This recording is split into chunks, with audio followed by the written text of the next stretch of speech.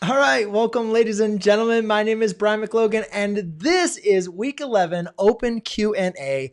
And wow, a lot of things have changed from Week 10. I don't even think in Week 10 I even mentioned the fact that I might be off of school or what's going to happen if those of you are going to be off to school. So a lot of interesting and big changes that have happened just in the span of 1 week here. And what I'm going to do is I'm going to kind of follow the exact same time or exact same kind of process that I go through every single week if you are new to my channel. But then I'm also going to kind of talk about some things that I want to kind of work on while at least I'm off of school. And, for those of you to maybe hopefully help you guys out. I know I'm a part of a couple different groups and just kind of talking with teachers as far as what they are doing, what they're allowed to do in districts all over at least the United States. Some teachers are continuing to teach using online curriculum. Some teachers have been given the directive not to be able to teach. So, and they're, kind of under the assumption that we'll be returning to school very shortly. And, who really knows what's going to happen? We'll just kind of follow along. I will tell you, I am going to continue doing the open live Q&A every single week at 9 p.m. Eastern Standard Time on Sunday evening. But one of the things I am going to be adding at least this week is doing some additional live streams. So therefore, I am going to teach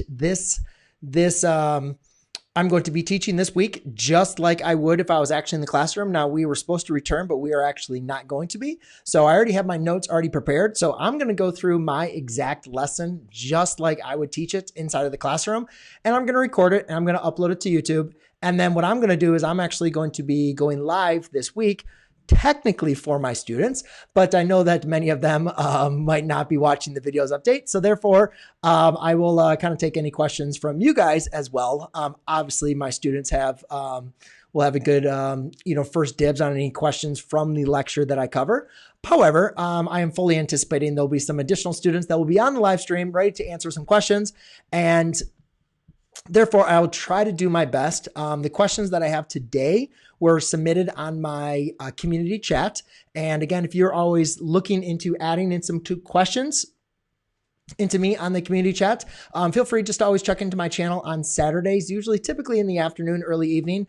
I post a community chat where you can, or a community post, letting you know about the live stream. And therefore you can post the questions down there. And sometimes I'll respond on that post. Or sometimes I'll select your question to put on for the live stream. And for today, we're going to cover just kind of simplifying some rational expressions with negative exponents. We're going to talk about graphing a quadratic using some different techniques. We're going to go ahead and sketch the graph of a function that is, I believe, I can't remember if I wrote everything down right, but it's going to be differentiable on the interval from -2 to 5. It's going to go through the 2 points, -1, 0, 2, 5. And then it's going to be decreasing and increasing on some intervals. And then we're going to talk about graphing some exponential functions with transformations. They didn't really give me anything to go off of, so I'm just going to kind of work the best. And then we're going to talk about graphing a rational function. So we'll go ahead and talk about graphing a rational function in this case. And then the last one is how to add and subtract some surds or some radical functions that are not square numbers. So we'll go ahead and work through those. Hopefully, I should be able to end up, probably a little bit sooner. Typically, I usually do my live streams for around 30, 45 minutes. I'm lying. I always say that. And I always go to like 45 to 50 minutes to sometimes even an hour. But I do like to kind of make sure I can cover as many questions as possible. But ladies and gentlemen, let's be honest. I am not going to get to all of your questions. However, if you do have a super chat like El Culo, thank you very much. I do appreciate that. I will try to always answer your questions, and I will address the topic on coronavirus before I get started. But yeah, I will always try to answer as many questions, guys, as I can. But I'm not going to be able to get to everything. So if you guys do have some questions that you'd like to add into the chat, then please feel free to make sure you go ahead and do them. And then I will do my best either to get to them later, or there'll be people inside the chat that will be able to answer your questions as well. All right. Wow. So let's go ahead and go into there. Christian, very nice to have you on. Thank you so much for joining in. Jalen, Ashlyn, K3NT, Adeline. Wow, you guys, a lot of you guys are out from school for so long. It's going to be interesting. Yeah, I think a lot of us are going to get I think for a lot of the teacher, as far as like coronavirus, I don't really have much as a thought process as far as the like actual virus or like the response and everything like that, because, obviously I'm not an expert on any of that kind of stuff. But what I will kind of say is that I think a lot of the education, one of the things that I've been a proponent of, obviously, for a very long time is, online education. And not so much that like we need to dissolve like traditional education, because I think there's always going to be that need and desire for students to be inside the classroom with a teacher. But I think there's also a big statement to be made that, having online education, having that, access to different teachers, to different classes, and different knowledge, like it's much more accessible now than it's ever been. And it's also much cheaper than it's ever been. But it's for some reason still, a lot of students are denied that accessibility. And I think that, one thing that the coronavirus is going to be showing us is that, that's something that is going to need to be more accessible and readily available for students. And I think some students are going to realize that, sometimes they're taking something online or learning online, that it's going to be a little bit easier for them for some classes than others. And again, I'm not a big proponent of students being completely online, because I think social interaction, and especially, the classroom interaction with the teacher, is also a very important, part of the learning process. But I also think that, no student should really be denied access to quality education. If that means being access to online education, or, a different teacher, or, access to different classes that maybe their school doesn't offer.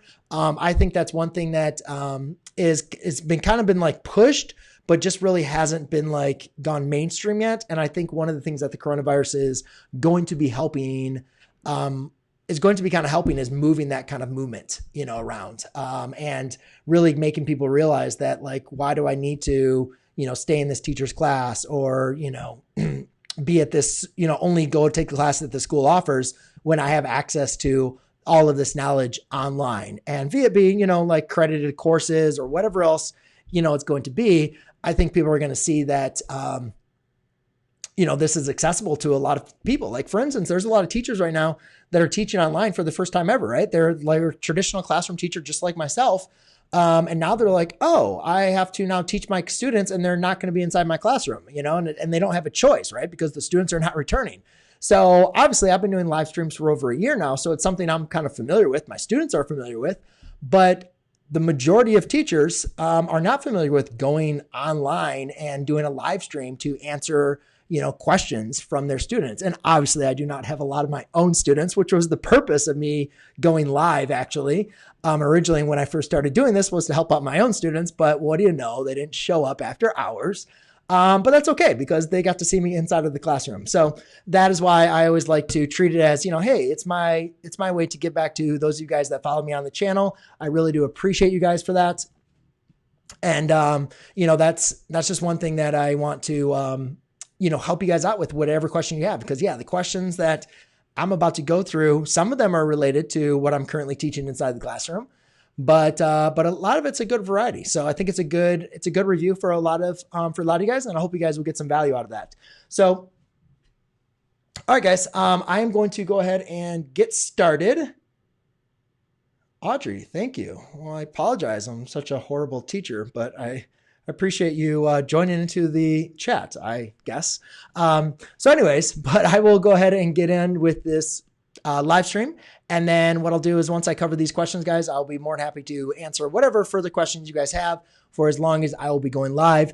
And then also, I do plan on doing some extra live streams during this week. I just don't want to commit exactly what I'll be doing or when I'll be going live, but I probably will say that it will be around this 9 o'clock time frame and during the week. And actually, let me think. I think we're going to try to do my normal schedule, my Monday, Wednesday, Friday. So, or maybe Tuesday, Thursday. I don't know. I'll let you guys know. when I do my first live stream, you guys will see it. At least I'll try to post it a couple hours ahead of time. So if you're not subscribed, that's a great way to get started. But either way, let's go ahead and get started with the math. First question is just simplifying a rational expression here. And one of the things, so a couple things we need to recognize with the negative exponents, and at least that like kind of rule with negative exponents. You know, if I had, actually, let me get to change this up here. All right. So again, let's just kind of do a quick little review of rules of exponents.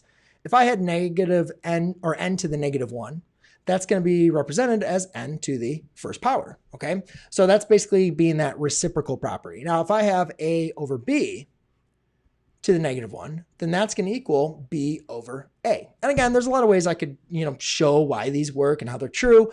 But for the sake of time, I'm just going to kind of go through these rules here, just to kind of remind you of what negative exponents do when we have the negative exponents of just a single number, or if we have it of a fraction. The other rule really that we just need to take care of is, if I have x to the n over x to the m, so therefore an exponent divided by another, or the quotient of an exponent with the same bases, then we're just going to go ahead and subtract the powers, x to the m minus n. So there's a couple different ways to approach this problem. We could go ahead and simplify inside of the parentheses first, and then go ahead and apply the -2, which I'm just going to decide to do. And so I'll just kind of work through it like a slow way. And obviously, the more problems you do with this, you might be able to get some more shortcuts that will make it a little bit easier for the way you understand it. Now, 3 over 4, I cannot simplify that any further than what it is. So I'm just going to leave that as is. But in this case, I'm going to go ahead and write these as using my quotient rule. So I'll have 3/4, and then I'm going to have x to the 2 minus 3, and then y to the -1 minus 3. And that's raised to the -2nd. Now let's go ahead and simplify this. So this becomes x to the -1st, and this becomes -1 minus 3 is y to the -4th. There we go. Okay, so now we can go back and use this rule that when we have a exponent raised to the negative power, we can just put it in the denominator. And again, just a little FYI, this rule works also with this. If you have a fractional exponent here where 1 is in the numerator, you can just write that as n to the 1. But that's not the case that we have here. So what I'm going to do is I'm just going to go ahead and rewrite these. And again, still using my negative exponents. Come on, it's been a while. So I have 3/4. So then that's going to be 3 is only in the numerator. So I'm going to have x to the 1st and then y to the 4th. Okay, and that's going to be to the -2nd. Now, so the thing about that negative exponent though, is what that tells me is that to make it positive, I'm sorry, I should probably write that up there. So when you go ahead and make that exponent positive, then all you're going to do is reciprocate that fraction. So therefore you can say that's going to be a positive exponent of the same value. So I can now rewrite this as 3 for x y to the 4th. Oops, I'm sorry. All wrong. Let's go ahead and reciprocate this to the positive power. So therefore it'd be 4 x y to the 4th. My computer's going very, very slow. Over 3 squared. Okay. And then actually one other rule of exponents that I did not cover was like the power or the power to product or the power to quotient rule. Let's just kind of cover that the power to product, if I had a to the n, then that equals a to the n times b to the n. That's the power to product rule. And the a over b to the n equals a to the n over a to the b, or b to the n. So again, what this is showing us is that whenever you have, as long as your exponents are being are separated by multiplication or division, we can go ahead and distribute that power. So therefore, my final answer is going to be a 16x squared. And again, remember, when you take a exponent, raise it to another power, you're actually multiplying those. So therefore, you're going to be, that's going to be x squared. This is going to be y to the 8th. And then over 9. And therefore, that cannot be simplified any further. So we'll just go ahead and leave it just like that. All right. So now let's go and get into the next problem, which was the graphing. So one of the things that so one of the students asked was to graph this. And so a lot of times people, once they get familiar with completing the square, they go ahead and default to completing the square. But in this problem, I probably wouldn't say completing the square would probably be my easiest. And it really kind of depends on what you need to do for graphing. If you just need a general shape of the graph, what I would do is try to see if you can identify the X and the Y intercepts, right? I think that's going to be the easiest either for a line and or really for anything. If you can graph, and we'll kind of come back to this actually, another problem is finding the X and the Y intercept. So if I wanted to graph this, again, just say, I don't know why we need to graph it for, some kind of problem, but I think one of the easiest thing to do is find the X intercept and find the Y intercept. Now, again, the X intercept is when Y is equal to 0, right? So in that case, we're just going to do 0 equals X squared plus 3X plus 2. And therefore, you can factor this to give you X plus 2 times X plus 1. And therefore, now I can say X equals -2 and X equals -1. So those are going to be my X intercepts. So that's a -1, sorry. So I'll do -2 and -1. And then the Y intercept is going to be when X equals 0. So I have Y equals 0 squared plus 3 times 0 plus 2, which Y equals 2.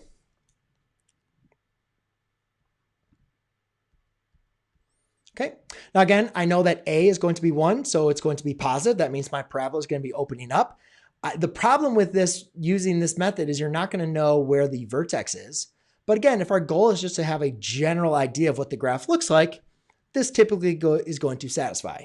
However, for many of you that have been in Algebra 2, Pre-Calculus, and Calculus, you realize that finding that vertex or that max or the min of the quadratic is typically pretty important, and usually it's something that we need to find. So we can either use the find the axis of symmetry, doing opposite of B divided by 2 times A, or we could complete the square. So in this case, I'm just going to focus on completing the square, which is basically going to be taking my B divided by 2 and squaring it. So in this case, I'll take Y equals X squared plus 3X. My B divided by 2 squared is going to be 3 divided by 2 squared, which is going to be a 9/4. So I'm going to add a 9/4. But again, remember, if I'm going to add a 9/4, then I need to subtract 9/4. And then I'm going to add that to 2. But I'm going to change a 2 equal to a 4/2. I'm sorry, I'm not going to change that to a 4/2. I'm going to change that to an 8/4. Because again, I want this fraction to have the same denominator, right? 2 is the same thing as 8/4. So I'm just going to rewrite this as a 8/4. So now I recognize this to be a perfect square trinomial. That's what completing the square does. And one thing that you can recognize is what two numbers multiply, or what number multiplies to give you 9/4, but then adds to give you 3. If you look at the B divided by 2, it's just B divided by 2. That's what it is. And then you just use the same term. If it's positive, then it's positive. If this was negative, then it'd be a negative. But again, I'm not getting into a very descriptive completing the square tutorial here. And then this case would be a negative. Oops, I already have a negative. This would be a 1/4. Okay, and now you can see that my vertex is going to be a -3/2, comma, -1/4. And again, you could go ahead and graph this. And again, if you look at my graph, like that kind of makes sense, like -1/2, right, down -1/4. So it looks like my graph is going to be relatively good.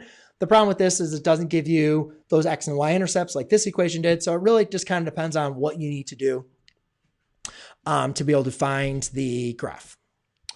All right, the next one is, again, another sketching. Now, one of the things that I talk to my students in calculus or in pre-calculus is, well, thank you very much, Brian McLogan, for a super chat. I'm so glad you're super chatting me. I appreciate it, but I really didn't mean to super chat myself. That is whoever decided to create an account under myself. But thank you so much. And actually, I just better make sure. I feel bad if I don't want to make sure I miss anything from you guys. Okay. All right. Well, I'll make sure the guys, hopefully I'll finish it up and I'll be able to get to a lot of your guys' questions as well. Man, Audrey just does not like me for some reason. I really do apologize, Audrey. I'm sorry. I'm not sure if I gave you a wrong answer or something, but this is definitely hit a nerve somewhere. So let's get on to the next problem. This is sketch a given graph given 2 points. And then the function needs to be differentiable. That means we can find the derivative at any point on the interval -2 to 5. So differentiable basically also means that it's going to be continuous, right? And we're not going to have any sharp points or discontinuities on the graph. So now it does contain these 2 points, okay? So these are actually points that it contains. So the first thing I'm going to do is I'm going to apply these 2 points here at -1 and 0. So I'm going to go to -1, 0, and I'm going to go to 2, 5. 1, 2, 3, 4, 5. Okay, so it has to contain those 2 points. Then it's going to be differentiable on the interval of -2. So we're just going to make sure it goes from -2 over to 5. So 1, 2, 3, 4, 5. Okay. Then it's going to be decreasing on an interval from -1 to 1. But it's going to be increased on an interval from -1 to 2. So that's very important. It's going to change from decreasing to increasing on the interval -1, right? Now, again, we don't want to make this a sharp turn, or we don't want to make this a discontinuity. So we're going to want to make this nice, a kind of like smooth kind of curve here. Okay. And then the same thing, the graph you can see is going to be changing from increasing less than 2 to then decreasing from 2 to 5. And again, it also has to go from, well, it just says it's going to decrease from the interval 2 to 5. So I'm going to have a point here, and then we're just going to go from that point from over there. So now you can see that it's going to be continuous on the interval from -2 to 5. You can see the graph is decreasing on the interval -2 to -1. And then on the interval from 2 to 5, as well as increasing on the interval -1 to 2. But it's been a while since I did this, so I hope there was anything else on your problem, or at least that I missed out on. But hopefully that helped you out. All right. So let's go and take a look at question number 4, which is basically just graphing, with, I believe the student wanted transformations. I'm not really sure. We're going to actually get into exponential functions. Well, I assume we'll be getting into exponential functions. I don't really know what we're going to be doing for the rest of the year. But assuming I'll be returning to the classroom, actually, it doesn't really matter if I return to the classroom or not. I have my lesson already prepared. I will be uploading it and recording it. So regardless, one of the things we will be doing is talking about at least the idea of the exponential. And, one thing I just want to, with students, I think one of the things they have trouble with the exponential is the parent graph is rather simple. It doesn't matter if it's e to the x, e to the 2, or 2 to the x, 3 to the x. But as long as your base A is going to be larger than 1, you're going to have a graph. This exponential growth is going to look, this exponential growth curve is going to look something like this. Obviously, when you have your A, which is your base, is going to be negative, or a fraction, then that is going to be going in this, what we call an exponential decay. But either way, a couple things to kind of look at. Remember, whenever you're creating like a graph, remember, you can always, or if you're trying to understand a graph, remember, you can always think of this graph, as using a table. Like if I could say, all right, what if x is -1, right? What if it was 0? And what if it was 1? Like, just do some basic ideas to see what this graph will look like. Well, when we have 2 to the -1, that equals 1/2. When I have 2 to the 0, that equals 1. And if I have 2 to the 1, that equals 2, right? So again, like you can see this idea here. And then obviously as my, as I go to -2, -3, -4, that's just going to get to bigger and bigger fractions, which are going to get closer and closer to 0. And as these numbers get larger and larger, there you can see that this number is just going to get larger and larger as well. So that's why it kind of gets this nice big graph that's exponential growth. And then as my x values get smaller and smaller, you can see it's approaching 0. So it's going to create my horizontal asymptote. Now, the other thing, since the student didn't give me an equation to work with, is just remembering our transformations. So I'm not sure, a to the b. We kind of messed everything up with our exponential function, so I'm just going to use e. So let's use e to the b times x minus c plus d. So if you've kind of followed any of my videos or anything else, or at least of transformations of functions, you'll be familiar with our a, b, c, and d. Well, remember that a and d are transformations outside the function. A is being multiplied and d is being added. So the multiplication is going to be your stretch and your compression, as well as your reflection about the y-axis. Again, these are your vertical transformations because they're outside of the function. D is going to be shifting the graph up or down. B and C are inside of the function. They're inside of the exponent or the power. So therefore, those are going to be your horizontal transformations, where B is going to be your horizontal stretch or compression, as well as your horizontal reflection about the y-axis. And C is going to be your shifting horizontal shift left and right. Well, hi, Christian. I am added to go ahead and comment to you, but I'm actually teaching, so I'm not able to comment.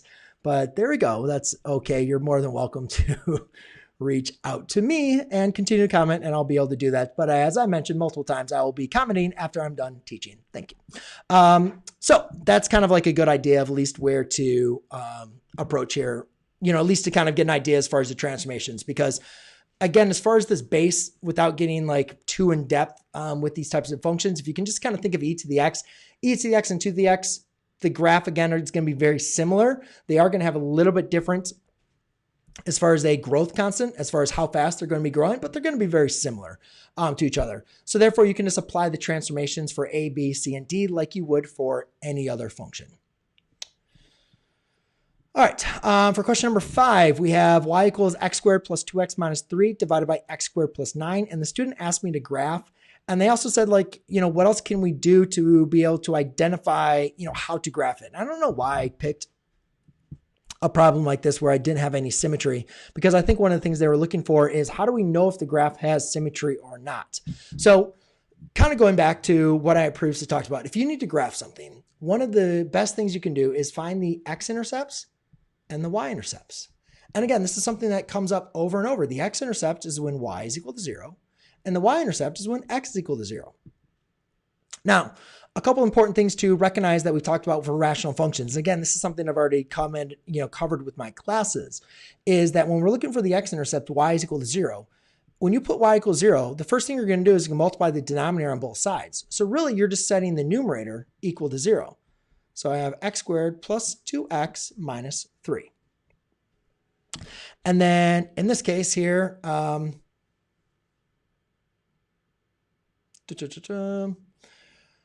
let's see here. Now we can just go ahead and factor this. So therefore, I'll have a x plus 3 times a x minus 1. And let's see, that's going to get, there we go. So x equals a negative 3 and x equals a positive 1. So those are going to be my x-intercepts. So again, on a graph, I can just go ahead and plot those points. So I have negative 3 and a positive 1. Okay. For the y-intercept, I have x is going to equal, when x equals 0. So again, I'll go ahead and plug 0 in for x. And really, if you notice, that's just going to be the constant over the constant, right? Because when you plug in 0 in for x for all those, you're just going to get constant over constant, which is going to be a negative 1/3. All right, so now I have my 2 x-intercepts and I have my y-intercept. So the other thing would, be the next step I would say is identify the x-intercepts or the holes. And that comes down into kind of factoring this out. Now, we can factor out the numerator, right, which we already did. But if you look at the denominator, it's not factorable across real numbers. It's only going to be factorable across our complex numbers, right? This is not factorable with integers, because if you were to set your denominator equal to 0, you'd have x equals plus or minus 3i. So therefore, there's no real numbers that's going to make our denominator 0. So this is actually going to be a continuous function. Now, typically, we're identifying if something is going to be a continuous function or not. What we're going to want to do is, see if pick points to the left and to the right. So typically, if there was a hole or if there was a vertical asymptote, you could just kind of pick points, just like I kind of already covered here, like for the table. Just pick points, numbers of value. Now, obviously, the more practice you get with this, the easier it's going to be to identify the points that are going to give you the best value to sketch the graph. typically when my students are first learning how to do this, I just say pick any 2 points, to the left and to the right of a x-intercept or a vertical asymptote. And therefore that just kind of gives students a good idea of what this graph is going to look like. That was kind of back in the day. Nowadays, ladies and gentlemen, we rely a lot on graphing technology, or, even when my students, they take a, their final exam, they have like Desmos on their online testing platform. So it's not as important as it used to be, especially at least in my class. But I do think it still is important that students can always understand that they can rely back on plugging in test points, plugging in points and seeing what the y coordinate is to be able to identify that. Now, the last thing I will say, which comes up into this, determining symmetry, like if I picked like 2 and 3 and so on and so forth, like if I keep on picking all these points here and I recognize that this graph is symmetrical about the y-axis, I don't need to do -2 and -3, right? Because I know whatever's to the right of the y-axis, I can just reflect it. Now, that's not the case here because obviously this graph is not symmetrical about the y-axis. However, for a lot of rational functions, that is the case. So before we go ahead and just pick our points, one thing we can do is just test for symmetry, see if this graph is symmetrical at all. And to do that, remember what you're going to want to do is just plug in a y equals -x. So if y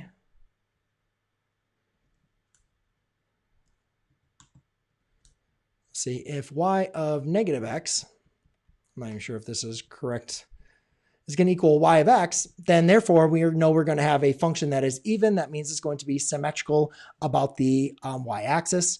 And again, if you plug in a -x and you get the exact opposite of the function, therefore then you are going to have a odd function, which means it's symmetrical about the origin. So what we're going to do is let's just plug in a -x here and see what happens. All right, so -3 all over a -x squared plus 9.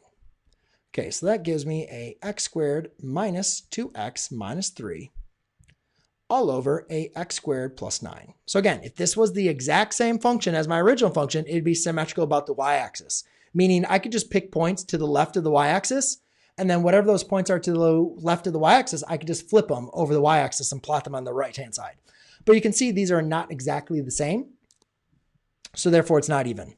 And then the next thing I want to do is see if it's odd, right? That means if I have whatever points are, in my first quadrant, those are going to be the exact same points. You can just reflect them about the x and the y-axis, and therefore then they'd be in the third quadrant. But that means every value has to be exactly the opposite. And you can see that these are not odd either. So therefore there is no symmetry. I did graph this because I made up the problem, so I wanted to see what the graph would look like. And so therefore, if you are curious and you did not already check, no, the graph does look like this, which is something a little bit different than usually the problems that we do for rational functions. Oh, and I apologize. One other thing I forgot to mention is there is no vertical asymptotes, right? But we have a horizontal asymptote. So remember, the horizontal asymptote is basically when you have the degrees are exactly the same, it's going to be the leading coefficient or the coefficient, of the numerator or the coefficient of the denominator, which in this case is 1 over 1. So we actually have a horizontal asymptote at y equals 1. Now I can sketch this graph. There you go. All right, perfect. So on to the last question, guys, and then I will get into some of your guys' questions.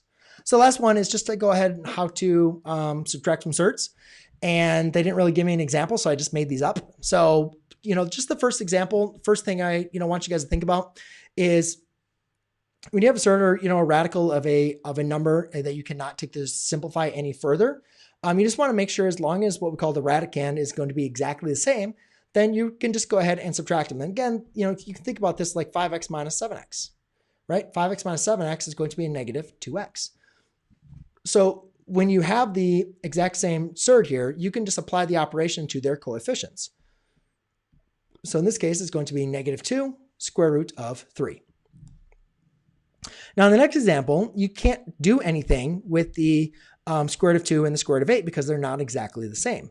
However, we can simplify the square root of 8, so therefore it becomes a surd right now. So, or we can simplify it a little bit further, so therefore we have the square root of 2. So what I'm going to do is I'm going to break up 8 as 4 times 2. Then I'll do 3. Now, again, I can break this up and do the square root of 4 times the square root of 2. Now, the square root of 4 is 2. 2 times 3 is 6. Now you can see that my surds are exactly the same. So now I can apply my operation to my coefficients, which will be an 8 square root of 2. So there you go, ladies and gentlemen. That is the basics for the open Q&A. We covered a lot of questions here as far as, adding, subtracting surds, some graphing rational functions, go ahead and dealing with exponential equations, graphing points with differentiability, and graphing quadratics, and simplifying rational expressions. So if you did join in late, I did kind of cover some things I will be doing. I am off for school as well, like I know many of you are. So I will continue to do my teaching. We're actually starting a brand new chapter. Some students did not take the test like I was hoping they would before spring break. So they have a little bit of interesting scenario when they get back to school. We'll have to figure that one out because they're going to have extended time. But either way, for those students that did at least complete the test in the last chapter, we will be starting analytic geometry or conic sections as you be. So I'm going to be teaching that lesson outside of school, inside of my lovely studio that I have here. And therefore, I will be posting those up on live. So hopefully, if any of you guys are following along, if you have a teacher that's doing something similar, then therefore, hopefully those videos can help you guys out. And then I will plan on doing some live streams as well this week to be able to help you guys further with any other kind of questions you guys are doing with your teachers that maybe are kind of doing these online teaching for the first time, or maybe just have some schoolwork that you are, trying to review for and study for. I will do some open Q&As. I don't think I'm going to do any community chat open Q&As. I'm probably just going to do something where you guys can go ahead and submit questions during the live stream, and then I'll see what I can answer for you guys. So I'll just kind of see.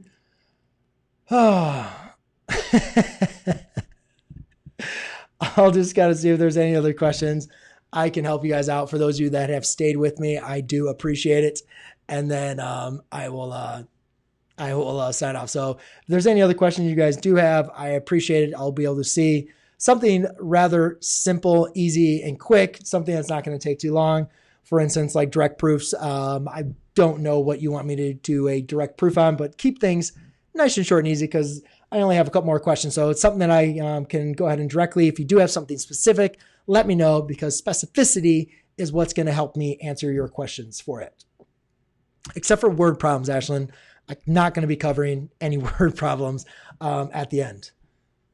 Oh, wow. Man, that's very cool. All right, find sine if cotangent is equal to -2 and cosine is less than 0. All right, I can go ahead and do that. All right. 7. So I have find sine of theta. If cotangent is -2.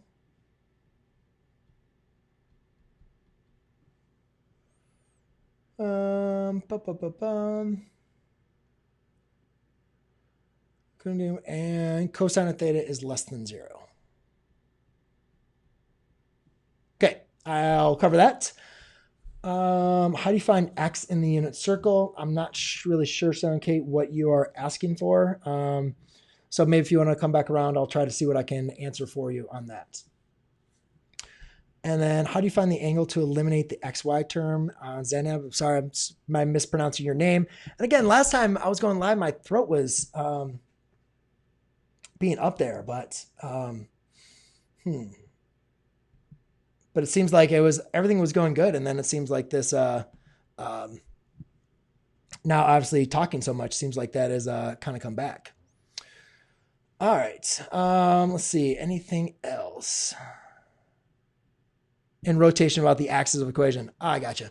For as far as your conic sections, that's something actually I have not had the opportunity to teach. So it's just not something I would feel comfortable kind of going over. It's been actually way too long since I covered anything for that. So unfortunately, I'm not going to be able to kind of address anything from there. So I apologize for that. Do linear functions have asymptotes? Good question, Andrea. Let's go ahead and talk a little bit more about asymptotes, just to kind of weigh they come from.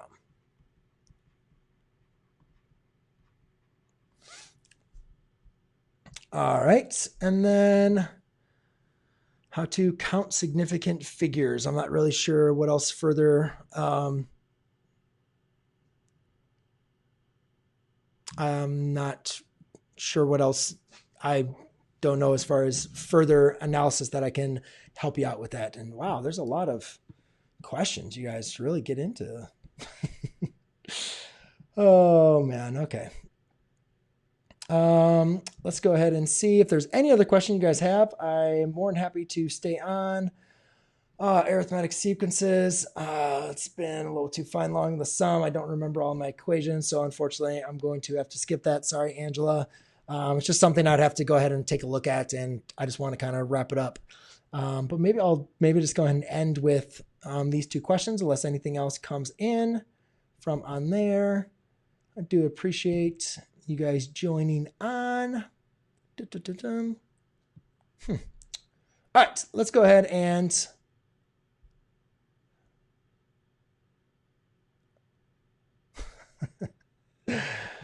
oh man. All right. How do you find the radius ratio? I don't know. I'd have to probably take a look at some of those two questions. So I'm just going to cover these two just because I know what to look at. Everything else, guys, feel free. Again, just a reminder, guys, I will be going live again on Tuesday and Thursday of this week, as well as doing my live open Q&A next week. So if there's a question you want me to kind of like look ahead, I don't really like to spend a lot of time, doing my thinking or trying to read through your questions. So therefore, during the live stream, so if you do have something specific or at least to the point that I can easily address, I'm more than happy to, kind of cover it. Sometimes for those that are a little bit more in depth or ones that I need to kind of think about, as long as you provide them onto community chat, I will at least respond to you and let you know either in that chat or on the live stream what I can do for you or what I cannot. But let's go ahead and wrap up question number 7, 8, and then we will kind of get prepared for our first couple weeks of doing some schooling away from actual school for those of you that are not going back to the classroom tomorrow. So the next one is cotangent theta equals -2, and therefore they want us to find sine. So the important thing I want you to recognize from this is, a couple things. First of all, cotangent of theta is a ratio, right? That is going to be the adjacent over the opposite side. So therefore we need to have a fraction. So therefore I'm going to have -2 over 1. So -2 is going to be my adjacent side and 1 is going to be my opposite side, right? That is the ratio of cotangent, where tangent is opposite over adjacent. So cotangent is adjacent over opposite. So I have some triangle. Now again, it does say cosine of theta has to be less than 0. So I have my adjacent side is negative and my opposite side is a +1. Well, if cosine is negative, that means cosine has to be, the negative side has to be, it looks like this or like that, right? So here's my theta. Or it could be down here. Now, one of these triangles is correct and one of them is not going to work. Now, the opposite side here is 1. Well, the only one that works here is this one, right? Because down here would be -1. So you can see how they both have an adjacent side of -2, but the only opposite that makes sense to be a +1 would be up here, not down here. So therefore, I'm going to have a triangle that's in the second quadrant. Now, it doesn't really matter in this regard. But again, well, actually, it does matter because you don't really know if that negative is with the adjacent or with the opposite. It could have been switched either way. The important thing is to understand that cosine is less than 0, so it had to be either in that second or that third quadrant.